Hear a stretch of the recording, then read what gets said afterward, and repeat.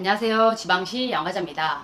오늘은 제가 요리하는 부엌에서 이 컨텐츠를 찍어 보려고 하는데요. 그 이유는 요리에 제가 뭘 쓰는지, 어떤 오일을 쓰는지 보여드리기 위해서입니다. 저는 먹는 것 중에서 가장 골라 먹어야 하는 게 바로 지방, 이 요리용 오일이라고 생각하는데요. 현재 우리 식탁에서 여러분들이 건강을 해치는 원인 중에 매우 큰 비중을 차지한다고 보기 때문입니다. 그래서 오늘은 제가 요리할 때 사용하는 오일들을 보여드릴 거예요. 그리고 여기서 안 나오는 오일들은 여러분들에게 건강을 위해서라면 좀 버리라고 말씀드리고 싶습니다. 여러분들 찬장에 있는 오일이 여기에 나오는지 함께 보실까요? 버릴 준비 되셨죠? 그럼 시작하겠습니다. 제가 사용하는 오일을 보기 전에 이걸 알면 왜 저 오일들을 버리라고 하는지, 왜 이 오일들을 요리에 사용하라고 하는지에 대해서 바로 아실 거예요. 저는 언제나 이해하기 쉽게 알려드리니까 한번 들어보세요. 자, 지방 한 분자는 글리세롤 1개와 지방산 3개가 붙어 있습니다. 여기서 중요한 건 지방산입니다. 이 지방산이 포화지방산으로 구성되었느냐, 불포화지방산으로 구성되었느냐가 지방을 구분할 때 중요하고요. 포화지방산은 말 그대로 포화되었다, 꽉 찼다는 거죠. 구조를 보시게 되면 아주 대칭형으로 빽빽하게 그 자리가 누가 끼어들 틈이 없을 정도로 안정된 구조로 빈자리가 없습니다. 그럼 불포화 지방산을 볼까요? 불포화 지방산은 말 그대로 포화가 안 되었다는 건데요. 구조를 보시면 군데군데 빈자리가 있는 것을 보실 수 있습니다. 바로 여기가 산소와 결합해서 그 오일이 산화된다고 하잖아요. 그 산화가 되는 자리예요. 이 자리가 1개가 비었으면 단일 불포화 지방산이 되는 거고요.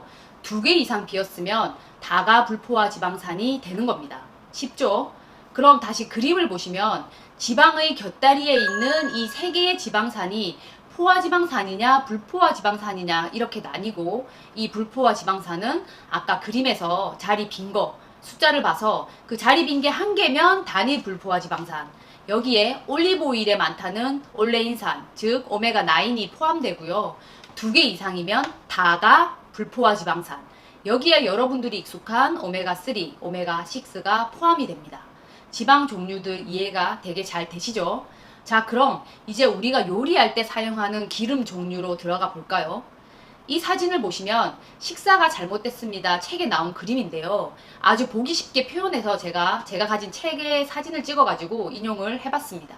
각 기름마다 포화지방이랑 불포화지방의 함량, 그리고 그 불포화지방은 오메가9인지 3인지 6인지를 표시를 했거든요.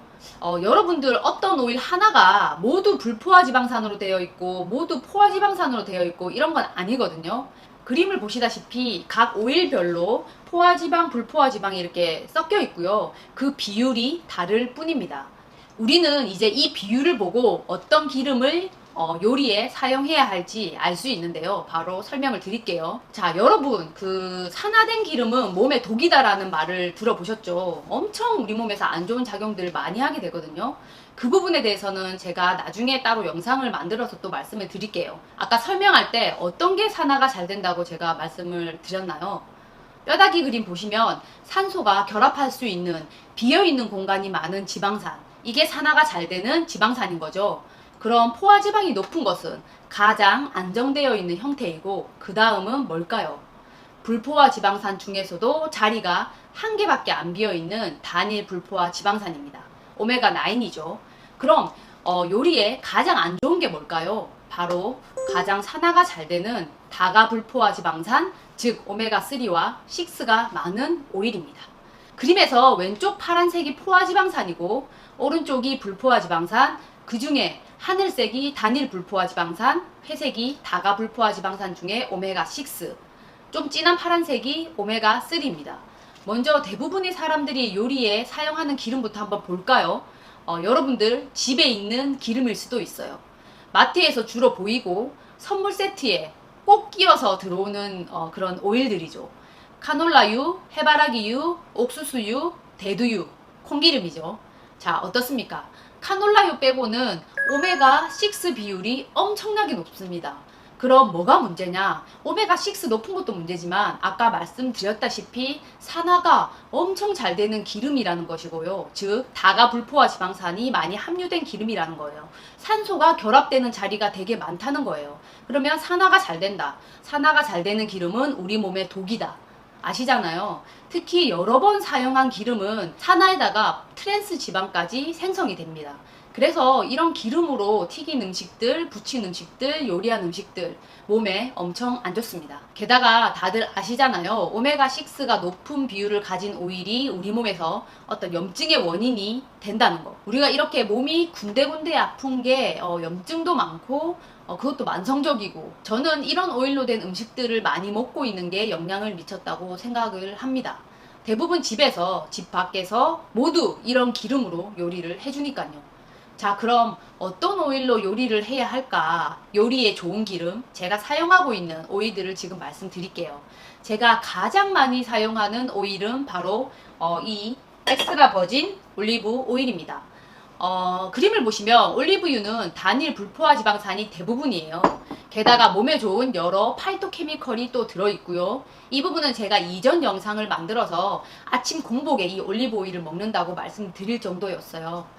오일 자체에 항산화제 역할을 하는 성분이 있어서 산화에도 어느 정도 안정적인 오일입니다. 물론 산화가 되긴 돼요. 그래서 고르실 때는 산도가 0.8% 이하가 이제 엑스트라 버진 올리브유로 분류되는데요. 이 산도가 낮으면 낮을수록 좋습니다. 신선하기도 하고 요리를 할 때 좀 더 많이 견딜 수가 있어요.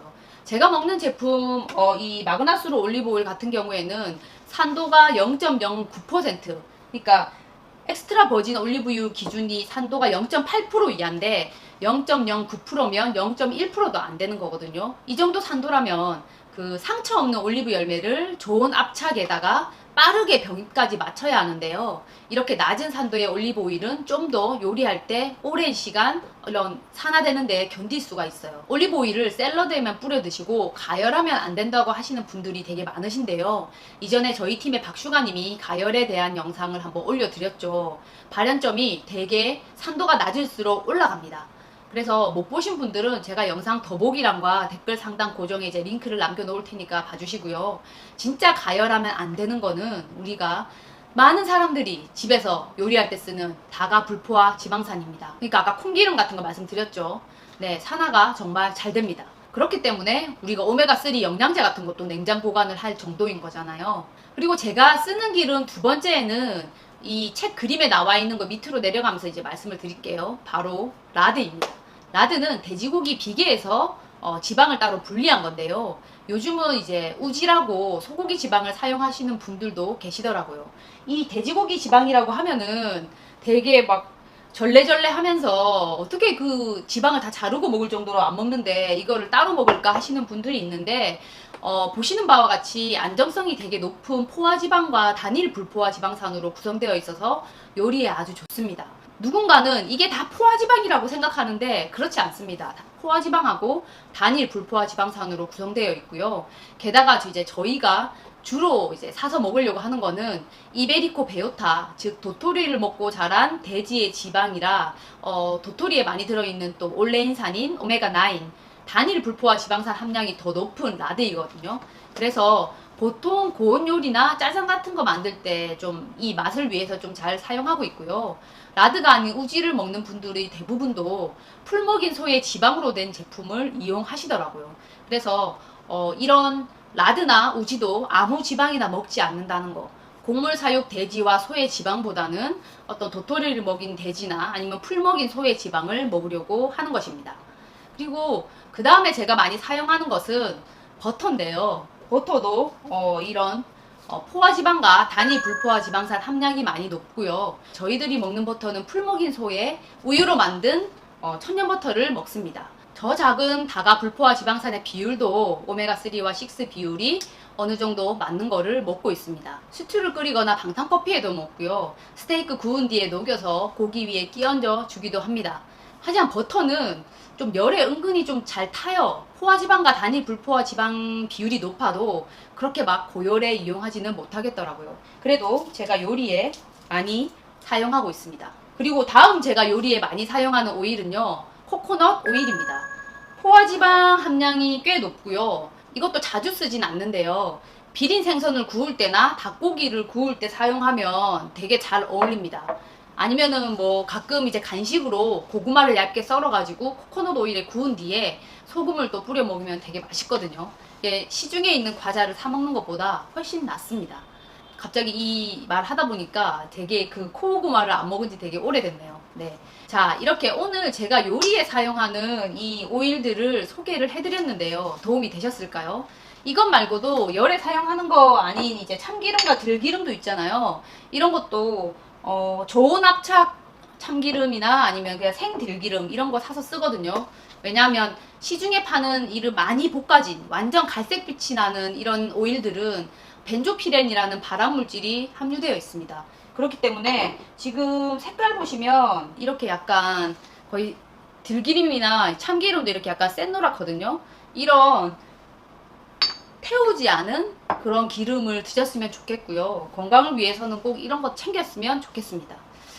여러분들이 만약 카놀라유나 해바라기 씨유, 옥수수유, 대두유를 선물 받으셨거나 가지고 계신다면 버리거나 아니면 아까우면, 저는 이런 선물 받았을 때 솔직히 기름 버리기도 되게 어렵거든요. 그냥 후라이팬 요리하고 나서 닦을 때 사용합니다. 저는 그렇게 팬 닦는 데 쓰고 있고요.